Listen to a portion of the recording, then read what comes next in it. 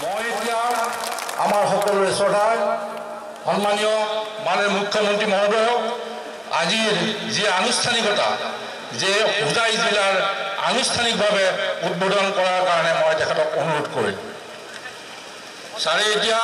Button টিপি আমাৰ ইয়াত ফলকখন ৰাখি থোৱা আছে আৰু এইটো কৰাৰ লগে লগে হোজাই জিলাই আজিৰ পৰা আনুষ্ঠানিকতা কৰিব।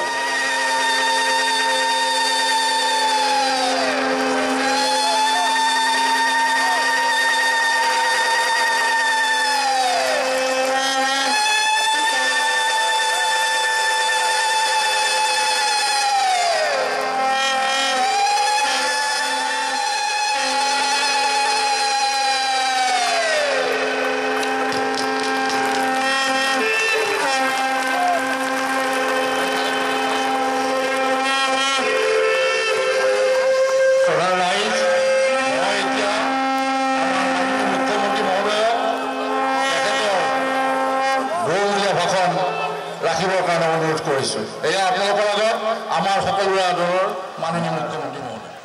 কৃষি বিভাগৰ পঞ্চায়ত ৰুৰেল ডেভেলপমেণ্টৰ মন্ত্ৰী শ্ৰী ৰফিকুল হুছেইন ডাঙৰীয়া, প্ৰাক্তন মন্ত্ৰী আৰু এতিয়া chairman linguistic minority development board doctor Ardhendra Kumar Dey ডাঙৰীয়া, প্ৰাক্তন মন্ত্ৰী গৌতম বৰা ডাঙৰীয়া, জিলা পৰিষদৰ সভাপতি নুৰুল হুদা ডাঙৰীয়া, নগাঁৱৰ ডেপুটি কমিশ্যনাৰ মনালিছা গোস্বামী ডাঙৰীয়ানী, আজিৰ Hojai deputy commissioner in-charge Kaberi Sharma Barkakati ডাঙৰীয়ানী, আমাৰ জিলা কংগ্ৰেছৰ সভাপতি মায়া চক্ৰৱৰ্তীদেৱ, আমাৰ বিশিষ্ট অতিথিসকল, যুৱ কংগ্ৰেছ, NSY, সেৱা দল, মহিলা কংগ্ৰেছ, পঞ্চায়তৰ নিৰ্বাচিত প্ৰতিনিধিসকল আৰু সমাবেত ৰাইজ, আজি আমি ভাবোঁ যে বিশেষকৈ এই হোজাই জিলাৰ নতুনকৈ যি প্ৰস্তাৱিত হৈছে সেই সকলৰ কাৰণে এই দিনটো সদায় চিৰস্মৰণীয় হৈ থাকিব। এই দিনটোত আজি হোজাইবাসী ৰাইজে আজি বহু বছৰৰ পৰা আশা কৰি আহিছিল। এই অঞ্চলৰ ৰাইজে লংকাও আছে বা বেলেগ বেলেগ যিবিলাক অঞ্চল আছে, এই সকলোৱে বহু বছৰৰ পৰা আশা কৰিছিল। যদিও এইটো চাব ডিভিজন আজি বোধহয় 83 মানতে হৈছিল, ৰাইজে বিচাৰিছিল যে আমাৰ এখন জিলা লাগে, আমি জিলাৰ হেডকোৱাৰ্টাৰ যাবলৈ ইয়াৰ পৰা বহু দূৰ। সেয়েহে আজি ৰাইজৰ যি আশা আকাংক্ষা পূৰণ কৰি আজি আমি জিলা ঘোষণাই নহয়, আজি উদ্বোধনো কৰা হৈছে। এই দিনটোত আজি আমি এইকাৰণে এই অঞ্চলৰ ৰাইজে আজি আদৰিছে যে তেখেতসকলৰ যি অভাৱ অভিযোগ আছিল, সেই অভাৱ অভিযোগবোৰ বহু লাঘৱ হ'ব আৰু চৰকাৰখন ৰাইজৰ ওচৰলৈ যোৱাত সহায় হ'ব। আৰু যিটো উদ্দেশ্য আমাৰ আছিল যে ৰাইজৰ আজি ঘৰত ৰাইজৰ চৰকাৰ, ওচৰত ৰাইজৰ চৰকাৰ, কাৰণ আমাৰ চৰকাৰখন হৈছে সৰ্বসাধাৰণ মানুহক সেৱা কৰা, আৰু সৰ্বসাধাৰণ মানুহক সেৱা কৰিবলৈ হ'লে আমাৰ চাৰ্কল অফিচো লাগিব, চাব ডিভিজনো লাগিব, ডিষ্ট্ৰিক্ট হেডকোৱাৰ্টাৰো লাগিব। সেয়েহে আজি আমি নতুন আমি জিলা আজি আমি গঠন কৰিবলৈ লৈছোঁ আৰু ইতিমধ্যে বেলেগ বেলেগ ঠাইত এনেধৰণৰ জিলা আজি স্থাপন হৈছে। ঠিক এতিয়া আমি এইবাৰে ভাৰতবৰ্ষৰ বা অসমৰ বুৰঞ্জীত আমি এইবাৰ 7খন নতুন জিলা, এখন দুখনো নহয়। আজি বোধহয় কেতিয়াও অসমৰ বুৰঞ্জীত, ভাৰতবৰ্ষৰ বুৰঞ্জীত একেবাৰে নাই 7খন জিলা, নতুন জিলা গঠন কৰাৰ কোনো সিদ্ধান্ত নাই। আৰু আমাৰ দিনত ইয়াৰ আগতো আমি গুৱাহাটীত আমি কৰিছিলোঁ। গুৱাহাটী এখন জিলা আছিল কামৰূপ, তেতিয়া আমি গুৱাহাটীখন 2খন কৰিছিলোঁ। আৰু আজি আমি 7খন এনেধৰণৰ আমি জিলা কৰিছোঁ। ঠিক আমি সাব ডিভিশন 24টা আমি এই সাব ডিভিশন 24টা বা 7খন জিলা কিয় কৰি যে ৰাইজৰ যাতে সুবিধা হয় ৰাইজৰ যাতে অভাৱ অভিযোগবোৰ দূৰ হয় আমি চৰকাৰখন ৰাইজৰ ওচৰলৈ লৈ যাবলৈ বিচাৰিছোঁ আৰু সকলোৱে জানে কেন্দ্ৰত যেতিয়া বিজেপি দৰকাৰ আছিল অসমত যেতিয়া এজিপি চৰকাৰ আছিল পঞ্চায়তৰ নিৰ্বাচন তেওঁলোকে পতা নাছিল পঞ্চায়তৰ নিৰ্বাচন তেওঁলোকে পতা নাই আমি যেতিয়া ক্ষমতালৈ আহিলোঁ তেতিয়া আমি ৰাইজক আশ্বাস দিছিলোঁ যে আমি ক্ষমতাৰ দিশপুৰত আমি আবদ্ধ কৰি ৰাখিব বিচৰা নাই আমি ক্ষমতা আমি ৰাইজক দিব বিচাৰিছোঁ সেয়ে আমি পঞ্চায়তৰ নিৰ্বাচন আমি তেতিয়া পাতিছিলোঁ সকলোৱে জানে আৰু ফলত আজি আমাৰ গাঁৱৰ অঞ্চলৰ আজি প্ৰতিনিধিসকলে নিৰ্বাচিত হৈ জিলা পৰিষদে হওক আঞ্চলিকেই হওক গাঁও পৰিষদ সকলো আজি তেখেতসকলে আজি সেই উন্নয়নমূলক কামৰ দায়িত্ব লৈছে আৰু আজি ফলত গাঁও অঞ্চলৰ উন্নতি হৈছে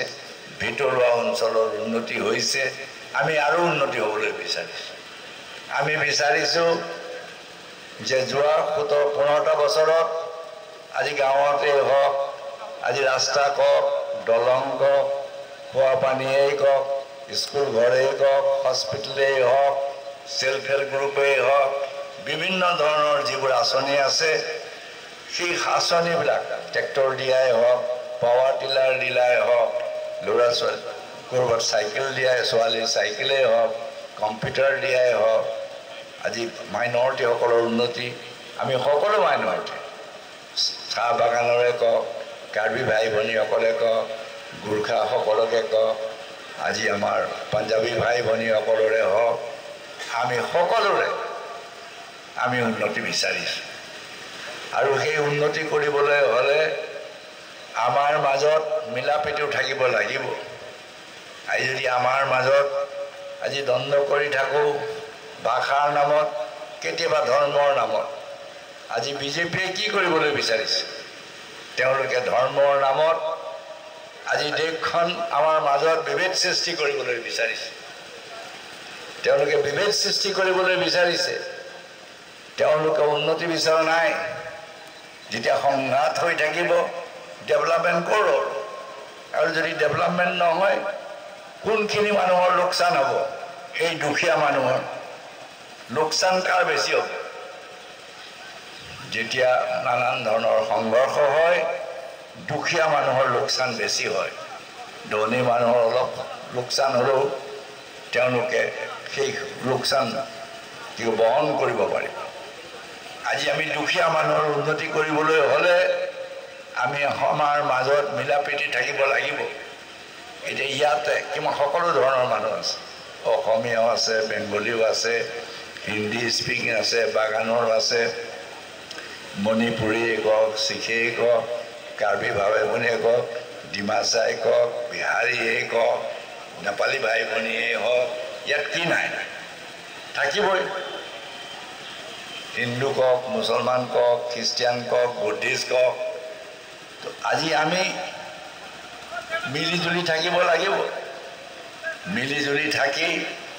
আজি আমি অসমখন আগুৱাই লৈ যাব পাৰিম অসম বা আজি হোজাইয়ে হওক বা লামডিঙেই হওক আজি এই অঞ্চলটো কেতিয়া উন্নতি হ'ল যেতিয়া আমি ক্ষমতালৈ আহিলোঁ ইয়াৰ আগতে কি আছিল 2001 চনৰ আগলৈকে ইয়াৰ ৰাস্তা কওক দলং কওক স্কুল ঘৰেই কওক স্কুলীয়া ল'ৰা ছোৱালী বিনামূলীয়া কিতাপ পত্ৰ পাইছিল নে ইউনিফৰ্মেই পাইছিল নে বৃদ্ধ লোকৰ পেঞ্চন পাইছিল কম্পিউটাৰ কথাটো বাদেই আজি আমাৰ দিনত আজি শিশু জন্ম হ'লেও আমি দিছোঁ দুখীয়া মানুহৰ ছোৱালী জন্ম হ'লে আমি 5,000 টকা ভাৰতবৰ্ষৰ ক'ত আছে উলিয়াই দিওঁ ভাৰতবৰ্ষত ক'ত আছে আজি ঠিক তেনেদৰে অবিবাহিতা মহিলাৰ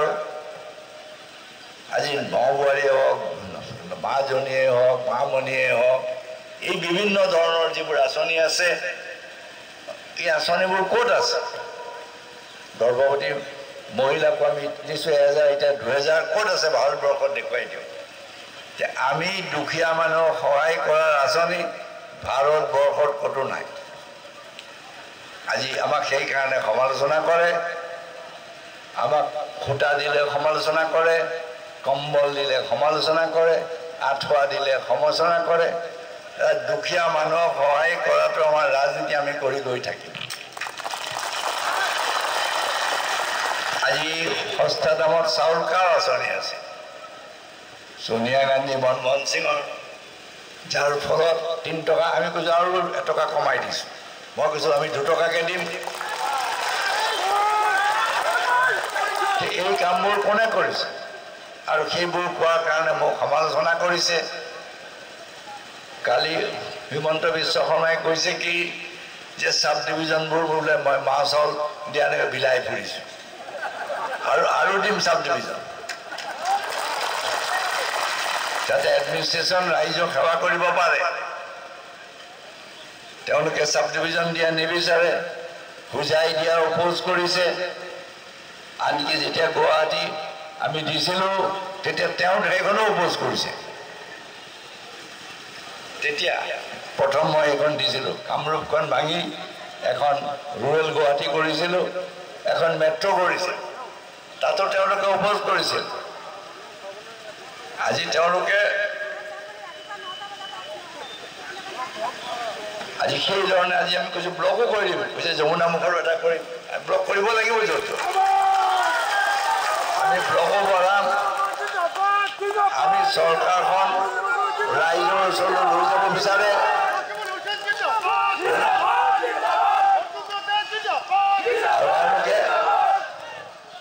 আৰু এওঁলোকে চৰকাৰ ৰাইজৰ ওচৰলৈ নিবিচাৰে আমি যাব বিচাৰোঁ গাঁৱৰ দুখীয়া মানুহ তেওঁলোক যাব বিচাৰে মহেন্দ্ৰ সিঙৰ ওচৰলৈ মহেন্দ্ৰ সিঙক সেৱা কৰিবলৈ লাগে অমিত শ্বাহক সেৱা কৰিবলৈ লাগে আমাক লাগে ৰাইজক সেৱা কৰিবলৈ আৰু মোক কালি প্ৰশ্ন কৰিছে যে তৰুণ গগৈ ৰাজীৱ গান্ধীৰ ৰাহুল গান্ধীৰ ওচৰত আঁঠু কাঢ়িছে মই ৰাহুল গান্ধীক নেতা মানুহ আজিও মানুহ কিন্তু আমি আঁঠু নাকাঢ়োঁ আৰু তেওঁলোকেও নিবিচাৰে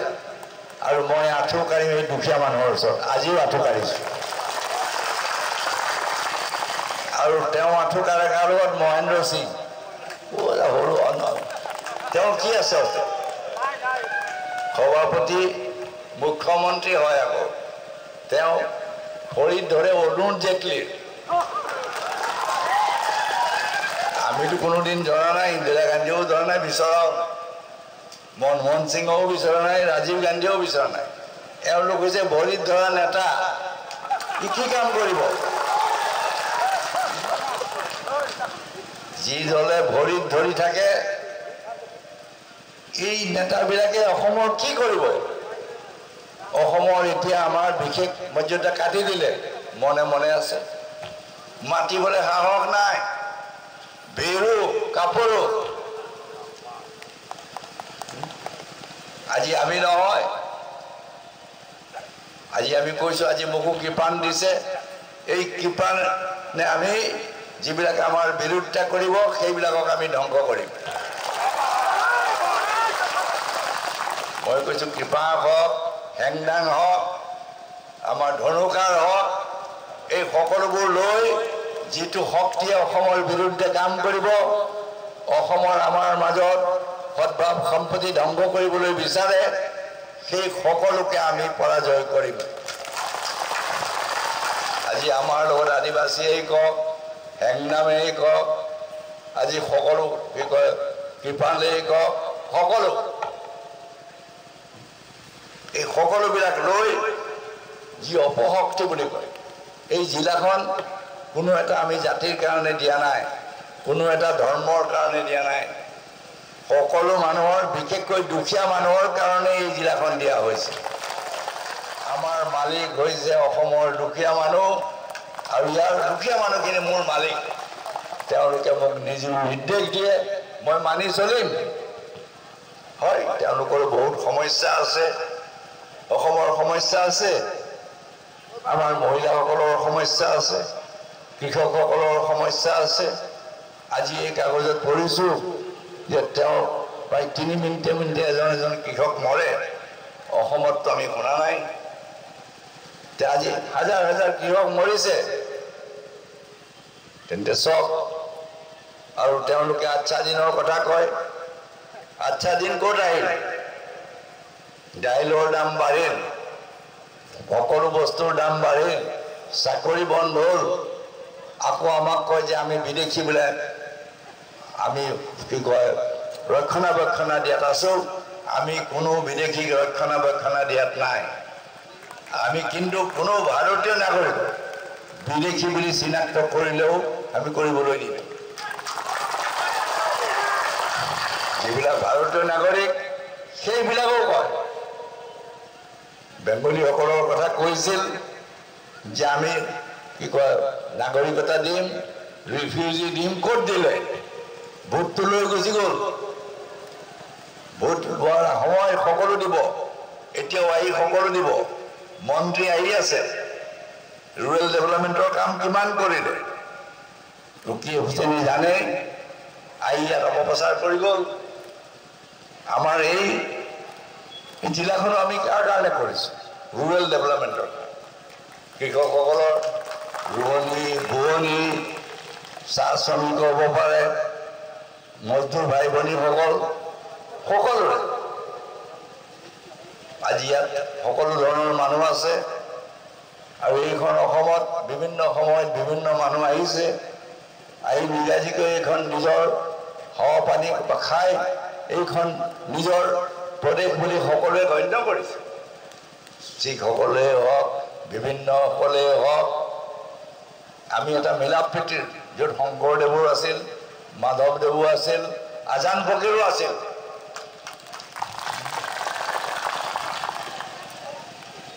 আজি যেনেকৈ আমি বিবেকানন্দকো মানো হয় বিবেকানন্দও লাগিব আজি যিবিলাক আমাৰ গুৰু বুলি আমি ভাবোঁ সকলোকে আমাক লাগিব সেয়েহে আমি তেনেধৰণৰ আমি অসম আমি গঢ়িবলৈ বিচাৰিছোঁ য'ত ইয়াত বিভিন্ন ধৰণৰ সাহিত্য আছে কলা আছে সংস্কৃতি আছে আমি লক্ষ্মীনাথ বেজবৰুৱাও লাগিব ৰবীন্দ্ৰনাথ ঠাকুৰো লাগিব আৰু বেলেগ বেলেগ যিসকল আছে গুৰুসকল আমি সকলোকে লৈ চলিব বিচাৰোঁ আৰু অসমতো আপোনাসকলে দেখিছে যে আজি শান্তিৰ পৰিৱেশ ঘূৰি আহিছে আজিয়ে মানুহে গধূলি ওলাব নোৱাৰে আজি দিনে নিশাই ঘূৰি ফুৰে পূজা দেখিলে ইয়াতো পূজা কিমান আনন্দৰে হ'ল ক'ৰবাত বিহু হৈছে ক'ৰবাত ৰাস হৈছে ক'ৰবাত নাম হৈছে তাই চাৰিওফালৰ পৰা এইখিনি কিয় সম্ভৱ হ'ল এইখিনি সম্ভৱ হ'ল অসমৰ ৰাইজে আমাক সহায় কৰিছিল সকলো ঠাইৰ মানুহে মই এইকাৰণে আজি সুখী যে ইয়াত যিমান মানুহৰ সমাগম ইমান মানুহ আহিছে তাৰমানে আমি যিখন জিলা পাতাৰ কাৰণে ইয়াৰ মানুহে যে ভাল পাইছে তাৰ হয়তো উচিত ইয়াৰ মানুহে যে ভাল পাইছে আজি আনন্দিত হৈছে এই জিলাখন পোৱাত যেনেকৈ ঘৰত এটা ল'ৰা হ'লে জন্ম হ'লে ভাল পায় আজি জন্ম হোৱাৰ কাৰণে জিলাখন ইয়াৰ মানুহে আজি খুব আনন্দ কৰিছে কোনোবাই হয়তো কেক খাব কোনোবাই হয়তো ৰসগোল্লা আমাৰ হস্পিটেল হ'ব 200 বেডেড সকলো হ'ব ইয়াত ডিষ্ট্ৰিক্ট কোৰ্টে হওক বেডে হওক ডিষ্ট্ৰিক্ট এগ্ৰিকালচাৰ অফিচাৰে হওক ইৰিগেশ্যনৰে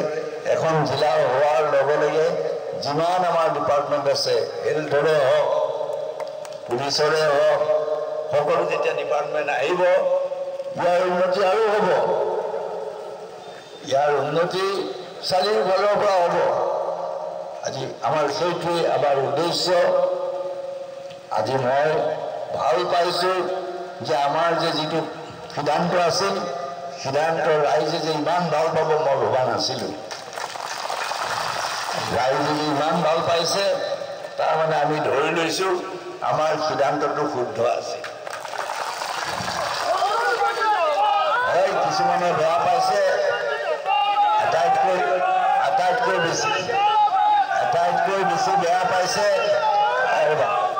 আটাইতকৈ বেছি বেয়া পাইছে